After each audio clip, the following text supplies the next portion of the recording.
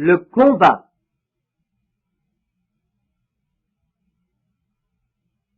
Ces voix dépassent notre entendement, n'est-ce pas?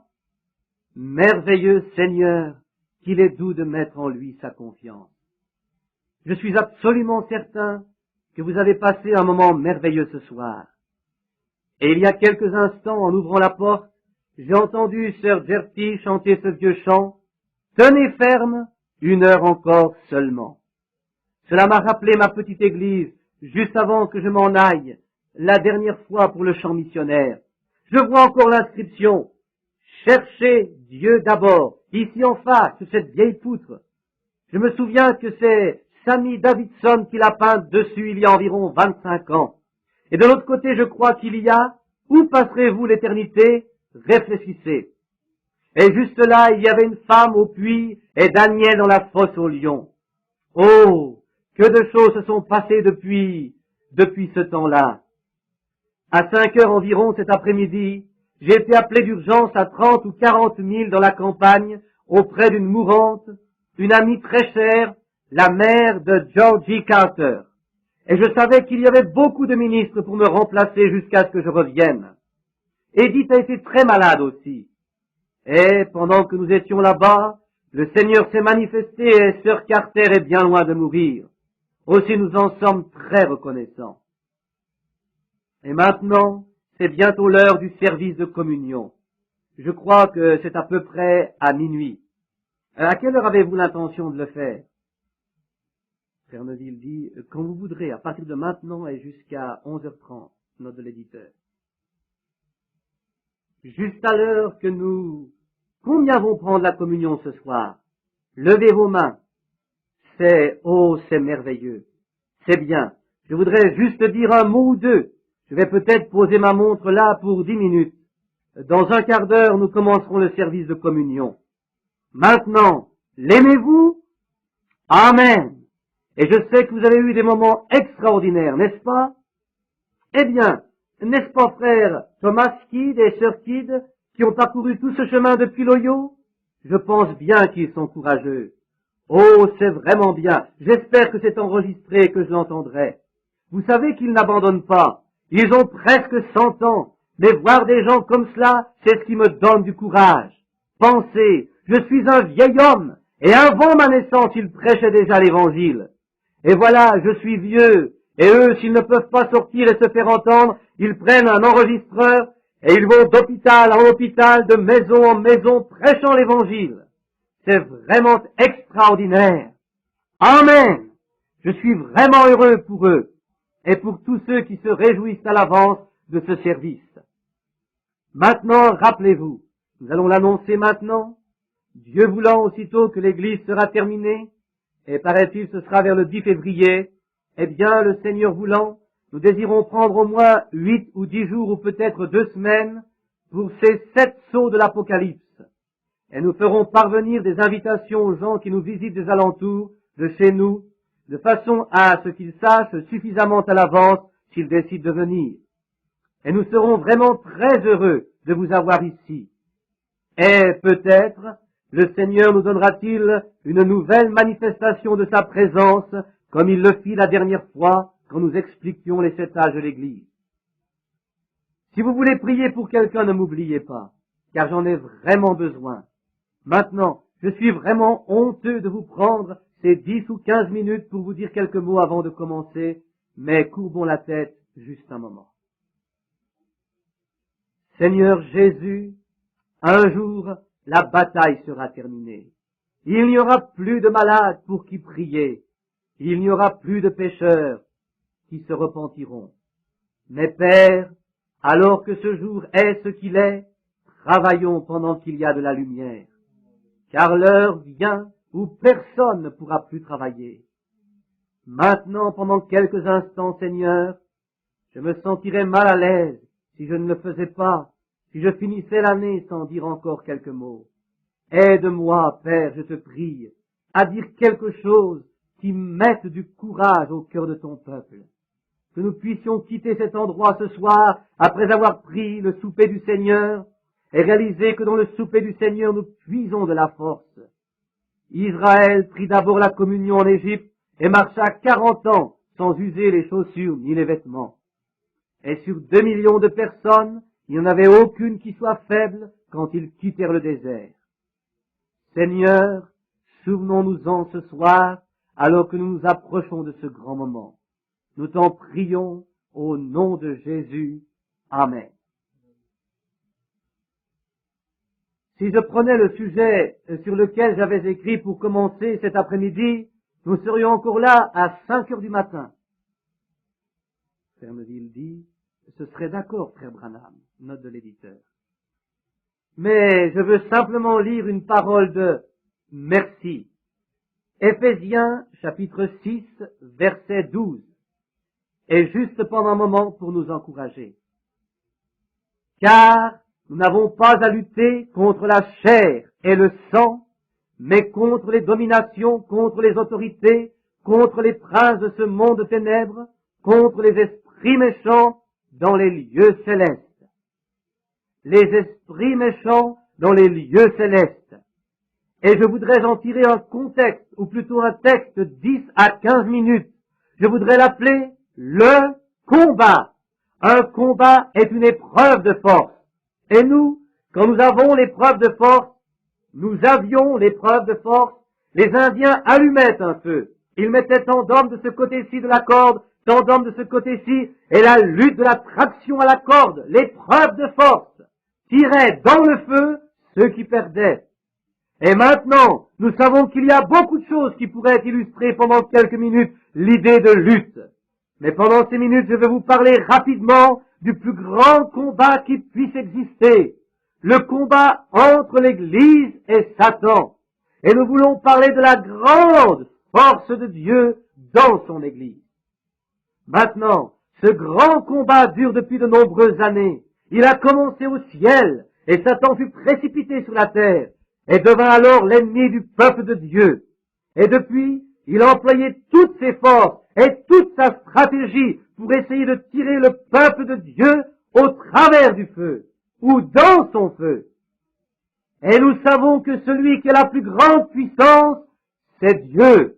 Et Dieu donna à son peuple la meilleure chose qu'il puisse donner pour combattre Satan, et c'est sa parole.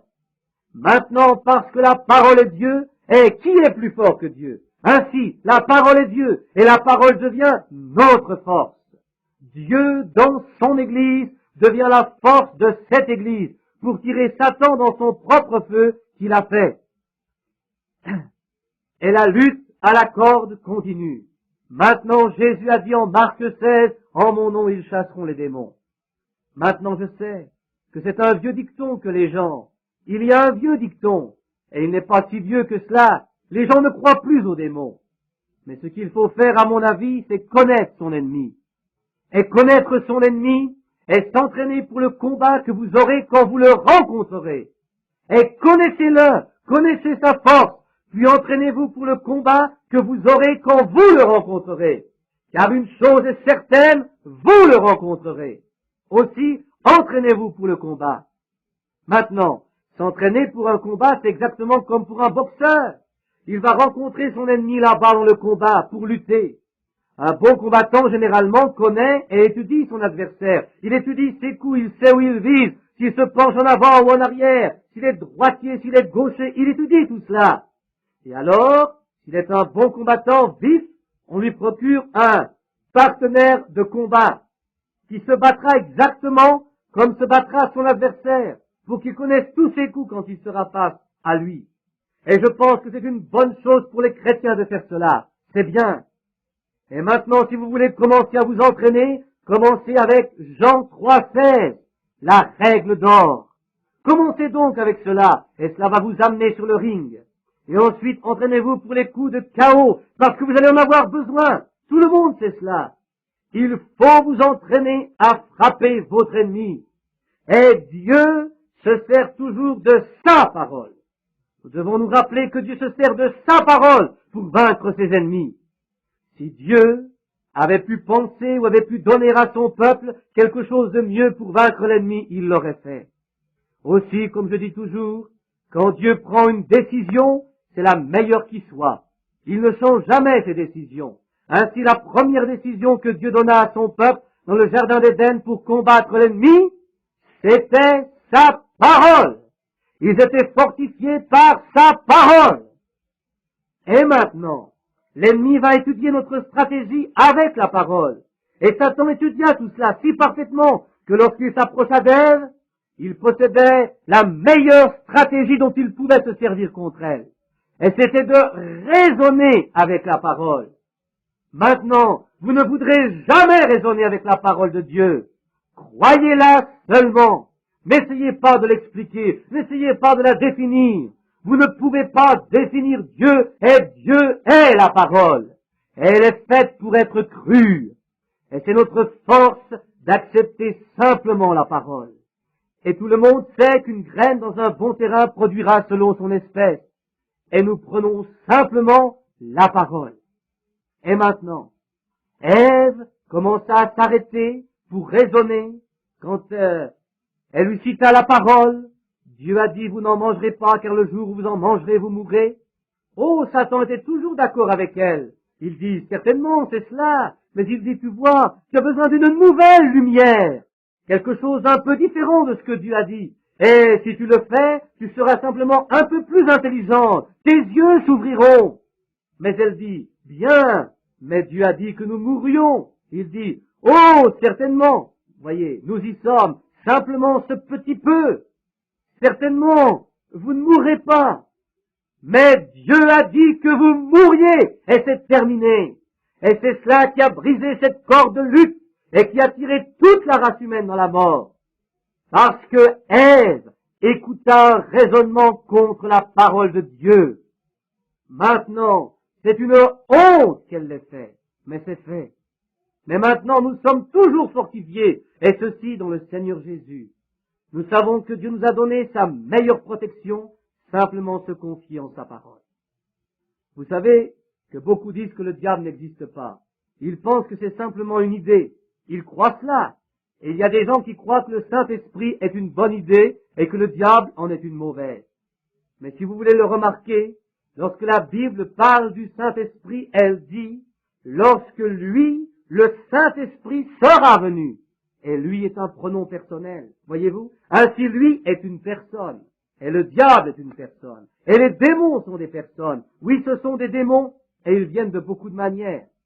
Mais on pense que c'est une idée démodée. Un homme discutait ici avec moi il y a quelques semaines. Il dit, savez-vous ce que vous faites? Quand vous dites une chose aux gens, vous leur mettez cette idée dans la tête. Vous ne faites que leur changer leur façon de penser. J'ai rencontré la même chose exactement en Inde une fois, avec ces saints hommes qui étaient là. C'était, je crois, le plus grand auditoire auquel j'ai jamais parlé, un auditoire d'un demi-million de personnes debout. Et je le saisis par le discernement dans l'esprit. Et ils ont vu le Saint-Esprit appeler les gens, les appeler parmi les auditeurs, et leur dire différentes choses et saisir leurs pensées. Les rajas, les saints hommes dirent, il lit dans la pensée. Après un moment, 5 ou 6 étaient déjà passés dans la ligne de prière, arrive un aveugle. Il était complètement aveugle. Ses yeux étaient blancs comme ma chemise. Et je dis, voici un aveugle, tout le monde peut voir qu'il est aveugle.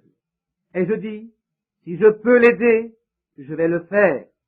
Mais la seule façon de le faire est par un don, en disant peut-être quelque chose qu'il a fait. Et ceci vous donnera la pensée que si Dieu sait ce qu'il a fait, il peut certainement savoir ce qu'il va faire. Aussi je dis, maintenant, en le regardant, je dis, c'est un adorateur du soleil. Il y a 20 ans qu'il est aveugle. Et quand l'interprète le dit, c'était bien cela. Je dis, il est marié, et sa femme est plutôt petite. Et il a 2 fils, l'un de 7 ans à peu près et l'autre de 9 ans. C'était tout à fait exact. J'ai donné leur nom, ce que c'était. Alors de l'auditoire, là où étaient les gens, arriva ce murmure, c'est mental.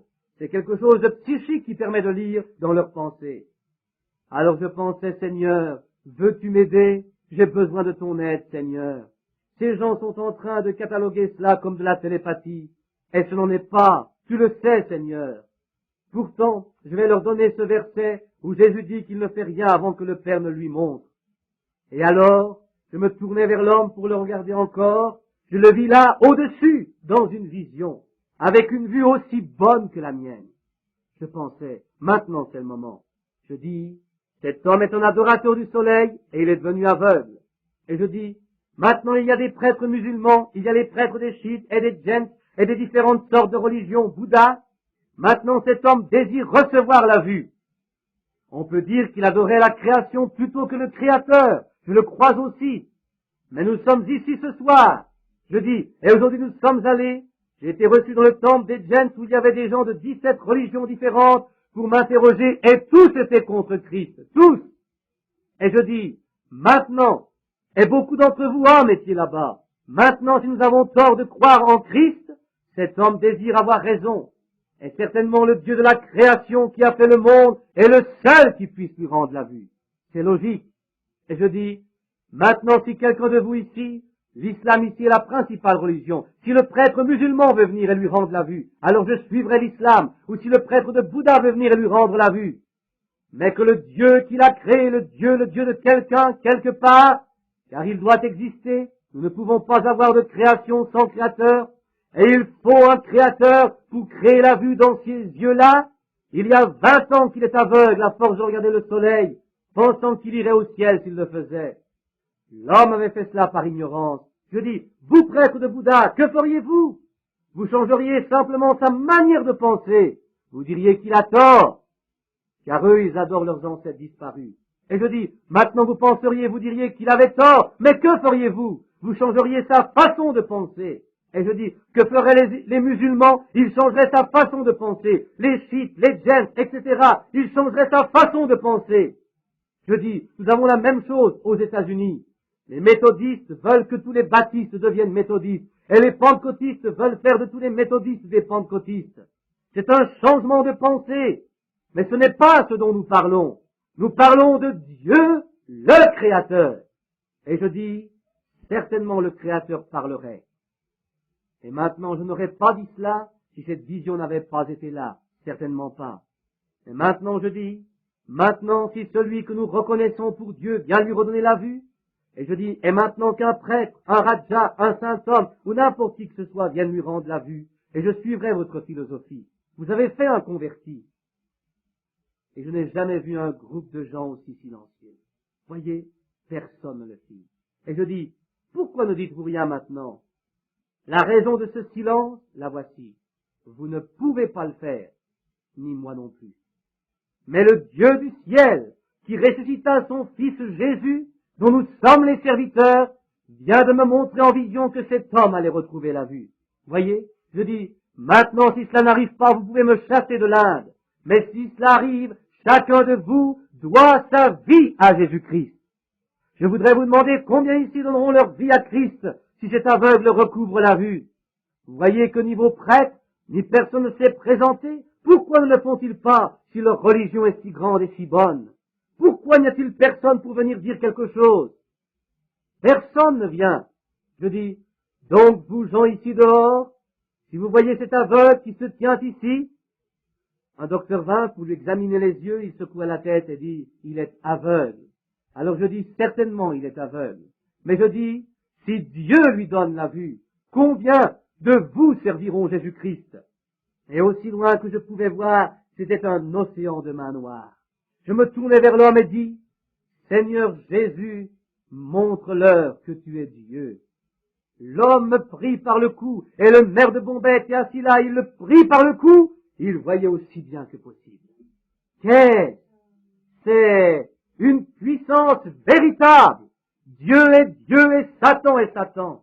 Si vous ne croyez pas au diable, dès le départ, je donne tête baissée contre lui tous les jours.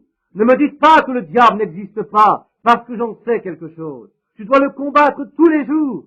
C'est pourquoi je sais que Satan existe. Et quand vous le rencontrez, il faut que vous soyez exercés, pas exercés à la psychologie ni aux études, mais exercés par le Saint-Esprit. La puissance de Dieu dans sa parole pour la rendre manifeste. Je connais votre ennemi. Oh, comme il est cruel! Comme j'aimerais pouvoir rester là un moment et pouvoir m'étendre là-dessus, reprendre la Bible et vous y montrer un homme qui le rencontra face à face. comment dans la lutte contre l'ennemi, il se fortifiait par la parole de Dieu. Noé en fit l'expérience, et il savait que Dieu lui avait dit qu'il pleuvrait. Et la lutte était entre la science et la parole de Dieu. La science disait, cela ne peut pas arriver. Dieu disait, cela arrivera. Amen. Cela existe de la même manière aujourd'hui. Cela va arriver. Cela arrive. Il y a des démons, mais Jésus les chassa, et il donna à son Église l'autorité pour le faire. Vous chasserez les démons en mon nom. Un jour, il chassa 7 démons d'une jolie femme, et il a dit, quand un esprit malin est sorti d'un homme, il s'en va dans les lieux arides, puis il revient amenant 7 autres démons avec lui. Maintenant, ceci montre que si l'homme était débarrassé des démons, quelque chose qui était en lui était sorti. Maintenant, quand le démon sort, c'est pour Dieu une occasion d'entrer. Aussi, quand il sort, laissez entrer le Saint-Esprit. Ne le laissez pas comme cela. Si vous vous repentez seulement et que vous continuez, alors vous allez être pire que jamais. Mais prenez cet endroit où Satan vivait autrefois et qu'il occupait, emplissez-le du Saint-Esprit de Dieu. Et vous aurez la force de la parole de Dieu en vous, manifeste, et vous chasserez les démons. La lutte continue, les lumières du soir brillent, le Saint-Esprit de Dieu est présent. Et maintenant, il n'y a plus environ que 3 minutes avant le moment où les sifflets vont se faire entendre et ce sera minuit.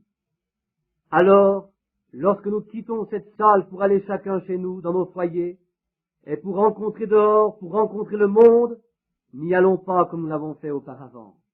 Allons dans la puissance de sa résurrection. Allons dans le nom de Jésus-Christ, avec une bannière levée bien haute et avec la foi dans sa parole, pour manier l'épée à 2 tranchants avec le bouclier et toute l'armure de Dieu, pour rencontrer l'ennemi, parce qu'il devient chaque jour de plus en plus fort et de plus en plus puissant.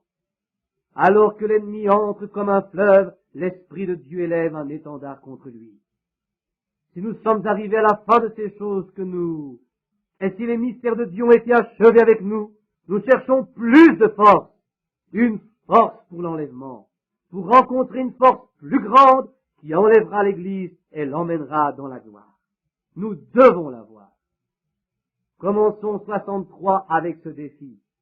Nous sommes les serviteurs du Dieu vivant. Et comme Shadrach, Meshach et Abednego d'antan, nous ne nous inclinerons pas devant les démons de ce monde, et nous ne reprendrons pas ces choses dont nous avons parlé, mais nous poursuivrons la bataille. Je ressens ce soir, alors que nous écoutons ces sifflets, quelque chose comme ce que ressentit David pendant cette horrible nuit chaude quand il était derrière le buisson de mûrier et que l'ennemi était en éveil. Quel moment cela devait être pour David! Quel moment! Pour lui, étendu là-bas, il ne savait comment bouger, il ne savait que faire, car il savait que les ennemis le dépassaient en nombre. Mais tout à coup, il entendit comme un souffle d'air dans le haut des buissons. Il sut que Dieu marchait devant lui, et il marcha à la bataille. Je me sens un peu comme cela ce soir, après le message d'hier soir. Je me trouve dans les heures les plus sombres que j'ai jamais passées de ma vie. Je me sens comme Ésaïe au temple, après avoir vu ses anges. Je suis un homme aux lèvres impures, et je demeure parmi un peuple aux lèvres impures. Mais, écoutez-moi, il faut que je le rencontre, d'une façon ou d'une autre, et la seule chose, j'attends d'entendre ce mouvement impétueux dans les mûriers pour partir à la rencontre de l'ennemi, où qu'il soit, que Dieu nous aide à le faire. Et maintenant, je crois qu'il est minuit moins 1 minute, et 62 avec tout son passé est terminé. Levons-nous maintenant, chacun d'entre nous. La lutte est pour chacun de nous. Paul dit, oublions ces choses qui sont du passé, toutes ces erreurs de l'année dernière. Je cours vers le but pour remporter le prix de la vocation céleste. Toutes les erreurs que j'ai faites pendant ces années passées, pardonnez-les-moi. Dieu, pardonne-moi. Église, pardonne-moi. Et le ministère que j'ai l'impression d'avoir trahi, ô Dieu, pardonne-moi pour cela. Église, pardonne-moi mes erreurs. Et je vais courir vers le but pour remporter le prix de la vocation céleste en Jésus-Christ. Quoi que demain apporte, je ne sais pas, mais je sais que tout 1963 est entre ses mains. Élevons nos mains vers Dieu, maintenant, et prions à notre façon, faisons notre confession, et demandons à Dieu de nous aider au long de cette prochaine année qui arrive. Père céleste, alors que nous sommes debout ici, alors que de nombreuses pensées s'éteignent dans nos cœurs, et les erreurs de l'année passée, et alors que nous approchons de la mort de 62 et de la naissance de 63, ô Dieu, que nous ayons progressé d'un échelon, jusqu'à ce que nous puissions voir Jésus et son programme. Que chacun ici dans la prière, Seigneur, alors que la vieille année meurt et que la nouvelle naissance de la nouvelle année approche, que le péché et l'incrédulité du vieil homme quittent notre cœur, et que la nouvelle naissance y entre avec 1963, comme un vent puissant et impétueux qui remplisse notre être et fasse de nous de nouvelles créatures en Christ. Fais de nous des serviteurs capables. Oublie notre passé. Bénis notre futur. Guide-nous, ô Seigneur Dieu de ta main puissante, Jéhovah. Bénis ces serviteurs ici, bénis les frères et sœurs, tous les visiteurs. Sois avec nous, Seigneur. Nous sommes tous tes serviteurs et nous nous offrons à toi complètement pour 1963. Que la puissance de ton esprit ait une plus grande importance dans notre vie et dans notre être. Aide-nous, Seigneur. Pardonne-nous et aide-nous, nous t'en prions. Suscite des hommes puissants. Suscite de puissants combattants de la foi. Ouvre cette année, Seigneur, la manne cachée, ce rocher sous le rocher, pour que nous puissions voir le programme de Dieu. Coiffe la pyramide de notre vie, Seigneur. Que ces bénédictions grandes, saintes et magnifiques tombent sur nous. Que la puissance de la résurrection soit manifestée. Seigneur, comme nous te remercions ce soir, nous t'appartenons, nous nous donnons complètement à toi, Seigneur. Alors que je m'en vais là-bas, ne sachant ni où, ni comment, ni ce que je ferai, je sais, Dieu Tout-Puissant, que tu me guideras, moi, ton serviteur inutile, pour que je puisse être employé pour l'honneur et la gloire du Tout-Puissant. Accorde-le, Père. Reçois nos prières, bénis nos efforts, guéris les malades et les affligés, à la fois spirituellement et physiquement, et fais de nous tes serviteurs.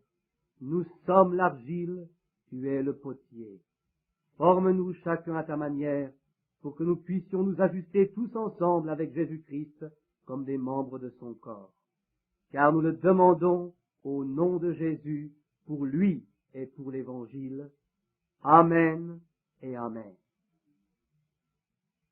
Merci, divin Père. Nous te remercions pour cette exhortation du Nouvel An, qui nous accompagne avec l'espoir et le réconfort de savoir qu'à travers des mots dits à ces hommes qui ne le savaient pas, que le message est vrai et que tu nous demandes de le soutenir. Nous ferons tout ce que nous savons faire pour nous ranger de ton côté et du côté de ta parole. Reçois-nous dans le nom de celui qui nous a appris à prier ainsi. Notre Père qui es aux cieux, que ton nom soit sanctifié, que ton règne vienne, que ta volonté soit faite sur la terre comme au ciel. Donne-nous aujourd'hui notre pain quotidien. Pardonne-nous nos offenses, comme nous aussi nous pardonnons à ceux qui nous ont offensés. Ne nous laisse point tomber dans la tentation, mais délivre-nous du mal, car c'est à toi qu'appartiennent dans tous les siècles le règne, la puissance et la gloire. Amen. Que le Seigneur vous bénisse et vous garde. Mais ceux maintenant qui doivent rentrer chez eux, maintenant il est 5 minutes passées, il est 5 minutes en 63, que Dieu vous bénisse. Et vous qui voulez rester pour la communion, vous êtes les bienvenus. Nous serons contents de vous avoir. Ce n'est pas une communion qui nous est réservée, c'est pour tous les croyants qui sont en communion fraternelle avec Christ. Vous pouvez rester et prendre la communion avec nous. Et la raison pour laquelle nous faisons cela, c'est parce que c'est la première chose à faire lorsque nous partons en voyage. Et Israël, avant de commencer son voyage, tua l'agneau, mangea les herbes amères et entreprit le voyage.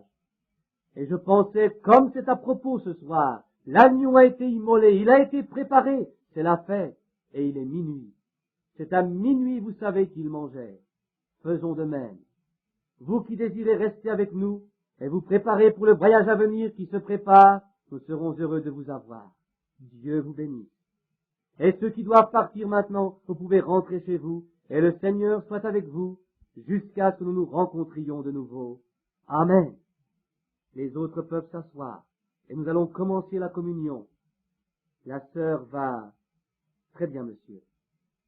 Jusqu'à ce que nous nous retrouvions au pied de Jésus, nous nous retrouvions, Dieu soit avec vous, jusqu'à ce que nous nous retrouvions. Chantons encore, pendant que nous attendons que ceux qui doivent partir soient sortis. Nous pourrons être au calme, et alors ceci est une chose très solennelle. Dans un moment, je vais vous lire les Écritures, quelque chose qui est vraiment bien. Et maintenant, chantons encore. Jusqu'à ce que nous nous retrouvions, serrons la main de quelqu'un. S'il y a quelque chose de mal dans votre vie, s'il y a quelqu'un ici à qui vous avez fait du mal, allez à lui et arrangez cela. Jusqu'à ce que nous nous retrouvions, Dieu, que le pianiste vienne au piano, s'il vous plaît. Avec vous jusqu'à ce que nous nous retrouvions. Jusqu'à ce que nous nous retrouvions au pied de Jésus, jusqu'à ce que nous nous retrouvions, Dieu soit avec vous, jusqu'à ce que nous nous retrouvions. Il prend soin de vous, au soleil ou dans l'ombre, il prend soin de vous. Chantons encore, il prend soin de vous, au soleil ou dans l'ombre, il prend soin de vous. N'est-ce pas beau? Chantons-le encore pendant qu'on fait silence. Fermez simplement vos yeux. De vous, il prend soin de vous, au soleil ou dans l'ombre, il prend soin de vous. Père céleste, nous sommes si heureux d'avoir trouvé qu'il est vrai que dans les heures les plus sombres, comme dans les heures claires, il ne nous quitte, il ne nous abandonne jamais. Nous sommes si heureux de ce que notre confiance soit bâtie sur rien moins que le sang de Jésus avec ses mérites. Nous ne nous confions pas, Seigneur, dans la réputation de ce monde. Nous avons confiance, nous ne nous confions pas même dans la plus douce disposition, mais nous nous appuyons complètement sur le nom de Jésus. Comme nous te remercions, Père. Maintenant, nous allons obéir à l'une des peu nombreuses règles que tu nous as laissées. L'une était le baptême, l'autre la communion, et la troisième le lavage des pieds. Ô Dieu, nous nous approchons solennellement, sachant que l'agneau est l'agneau de la Pâque. Le grand voyage dans le désert est devant tes enfants. Le sang doit être d'abord appliqué sur le linteau de la porte, avant que l'agneau pascal puisse être pris. Dieu, examine nos cœurs maintenant. Le sang est-il là, Seigneur? S'il n'y est pas, nous te prions de l'appliquer maintenant, effaçant nos péchés, les couvrant, et ils seront loin de nous, Seigneur, les péchés de ce monde. Que nous puissions être saints et présentables devant notre Père, alors que nous venons prendre le corps et le sang répandu de notre agneau, le Fils de Dieu, notre Sauveur.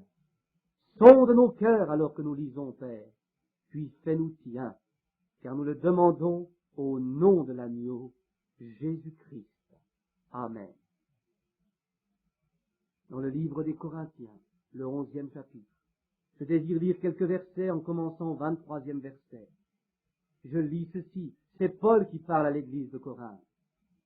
Car j'ai reçu du Seigneur ce que je vous ai enseigné, c'est que le Seigneur Jésus, dans la nuit où il fut livré, prit du pain. Et après avoir rendu grâce, le rompit et dit, ceci est mon corps qui est rompu pour vous, faites ceci en mémoire de moi. De même, après avoir soupé, il prit la coupe et dit, cette coupe est la nouvelle alliance en mon sang, faites ceci en mémoire de moi, toutes les fois où vous en boirez. Car toutes les fois que vous mangez ce pain, ou que vous buvez cette coupe, vous annoncez la mort du Seigneur jusqu'à ce qu'il vienne. C'est pourquoi, celui qui mangera le pain ou qui boira la coupe indignement, sera coupable envers le corps et le sang du Seigneur. Que chacun donc s'éprouve soi-même, et qu'ainsi il mange du pain et boive de la coupe, car celui qui mange et boit sans discerner le corps du Seigneur, mange et boit un jugement contre lui-même. C'est pour cela qu'il y a parmi vous beaucoup d'infirmes et de malades, et qu'un grand nombre dorment. Si nous nous jugions nous-mêmes, nous ne serions pas jugés. Mais quand nous sommes jugés, nous sommes châtiés par le Seigneur, afin que nous ne soyons pas condamnés avec le monde. Ainsi, mes frères, lorsque vous vous réunissez pour le repas, attendez-vous les uns les autres. Si quelqu'un a faim, qu'il mange chez lui, afin que vous ne vous réunissiez pas pour attirer un jugement sur vous. Je réglerai les autres choses quand je serai arrivé. Oui, je pense que ce moment est le plus solennel. Il est aussi écrit que lorsque la communion fut donnée pour la première fois et le lavage des pieds, que nous ne pouvons pas faire ce soir, car nous n'avons pas d'eau. L'eau est complètement coupée. Nous n'avons même pas de commodité dans les toilettes, parce qu'ils ont dû arranger cela le mieux qu'ils ont pu pour que nous ayons le service ce soir. Mais nous allons faire comme ils firent. Je crois que c'est Luc qui le dit. Ils chantèrent un cantique puis sortirent. Savez-vous ce que ceci représente? Savez-vous qu'au commencement, quand cet ordre fut donné d'abord à Israël, là-bas en Égypte, ils étaient en route vers la terre promise? Et c'est ce que nous ressentons ce soir, que nous sommes sur la route de la terre promise. Et le voyage est devant nous. Et ils avaient un signe, que lorsque l'ange de la mort passait, il devait avoir du sang sur la porte, ou alors le fils aîné ou l'aîné des enfants de cette maison mourrait. L'idée et le vrai sens étaient d'abord de mettre du sang sur la porte.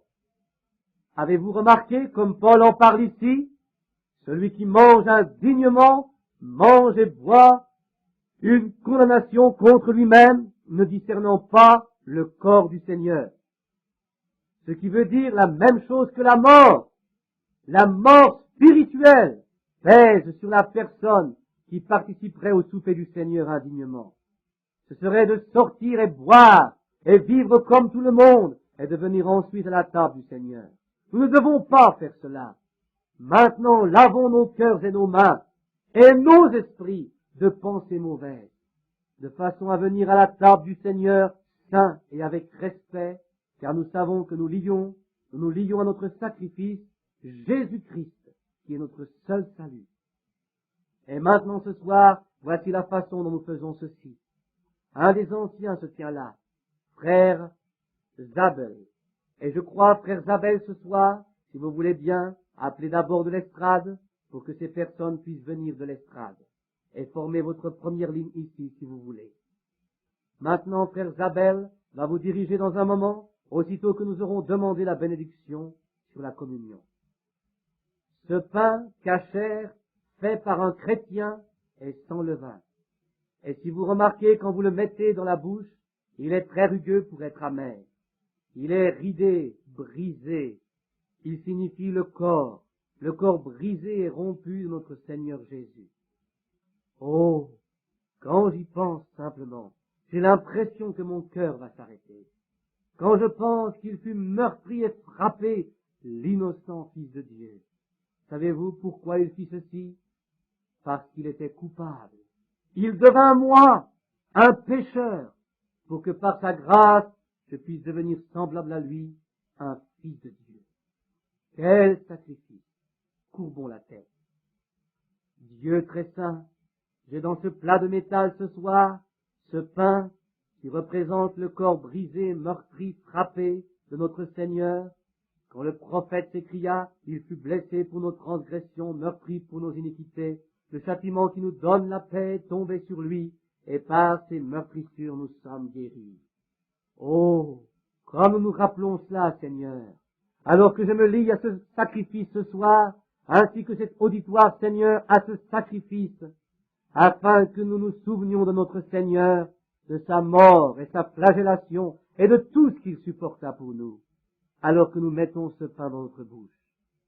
Dieu, nous sommes un peuple indigne. Nous ne sommes pas dignes d'une chose aussi sainte. Alors, Seigneur, que ta sainteté, ta présence et ton sang nettoient nos cœurs. Alors que nous recevons ce repas, puissions-nous prendre la résolution dans notre esprit de le servir constamment, nuit et jour, tous les jours de notre vie. Maintenant, sanctifie ce pain pour l'usage qui lui est destiné. Nous le demandons au nom de Jésus. Amen. Et je tiens ceci dans mes mains. Après environ 33 ans de service auprès de mon Seigneur. Et j'ai honte de moi-même. Mais je pense, que ferais-je si j'avais vraiment 2 gouttes de son sang dans mes mains ce soir? Qu'en ferais-je? Mais vous savez, selon son opinion, j'ai eu encore plus que cela ce soir, ce qui a été racheté par son sang, son Église. Aussi, quand je tiens ce pain et le jus de ce raisin, je pense à ceci. Il a dit, je ne boirai plus du fruit de la vigne jusqu'à ce que j'en boive à nouveau avec vous dans le royaume de mon Père. Et remarquez qu'après que la guerre du péché soit finie, la première chose que nous faisons quand nous touchons l'autre côté, c'est de prendre la communion, le souper du Seigneur. Et courbons la tête maintenant, pendant que nous bénissons ce vin.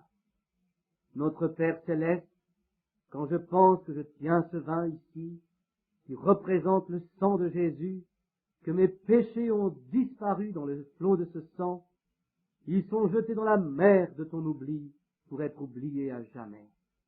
Et avec ce sang, un garçon mourant était un jour couché dans un hôpital, et tu m'as sauvé. Ô Dieu, comme je te remercie, Seigneur. Et donne-moi la charge, par le Saint-Esprit, de conduire ces gens au calvaire et de leur montrer le chemin de la maison. Merci, Père. Et maintenant sanctifie ce vin pour l'usage qui lui est destiné.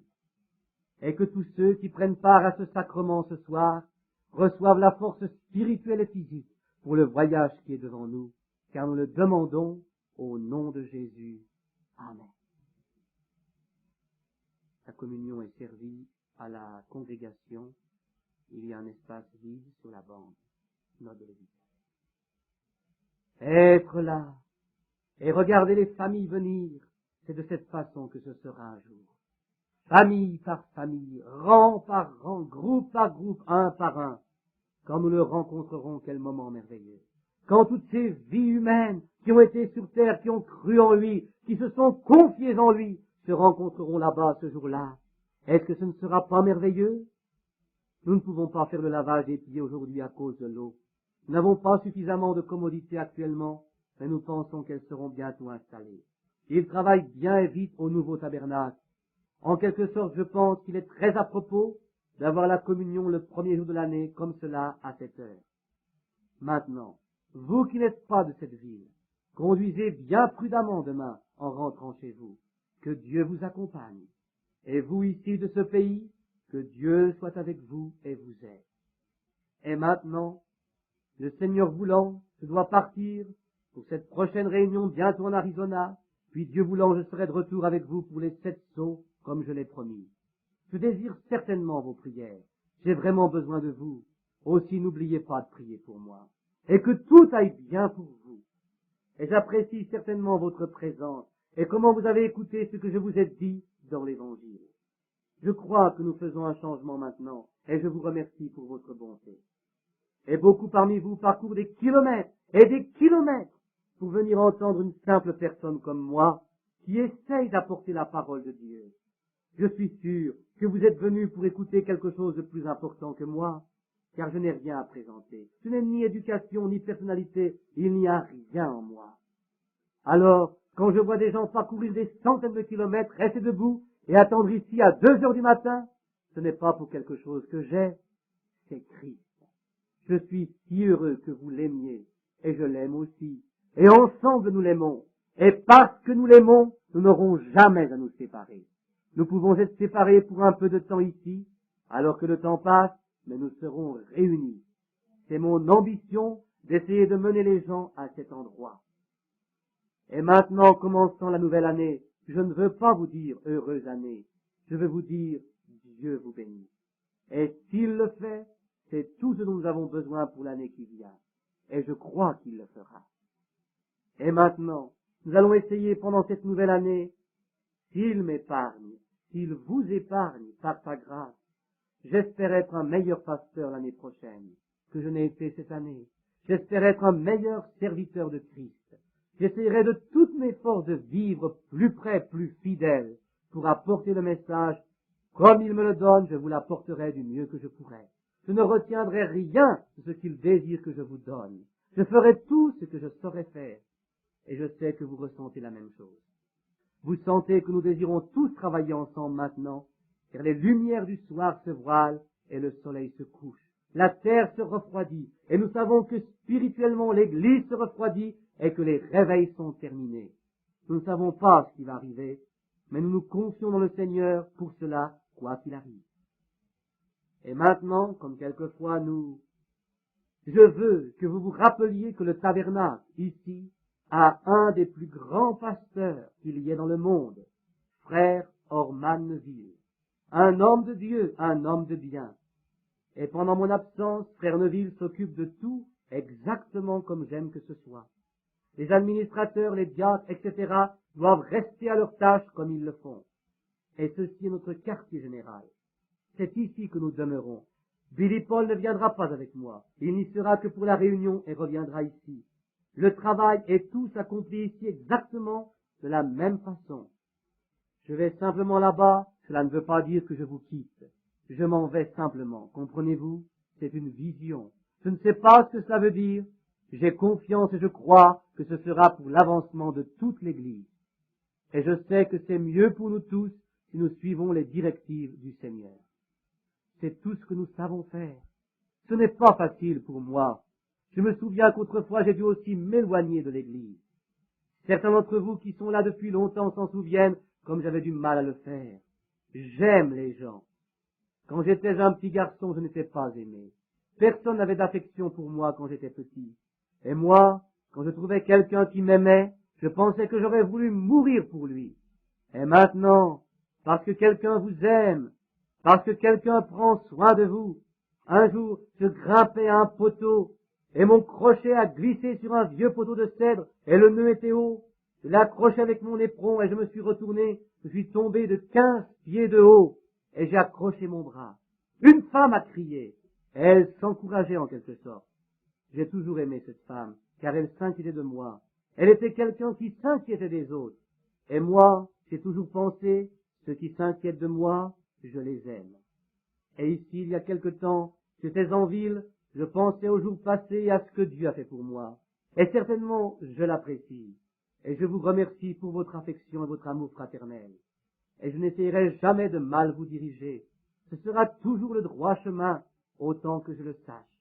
Et vous pouvez témoigner que je ne dis jamais rien de moi-même. C'est toujours Jésus-Christ.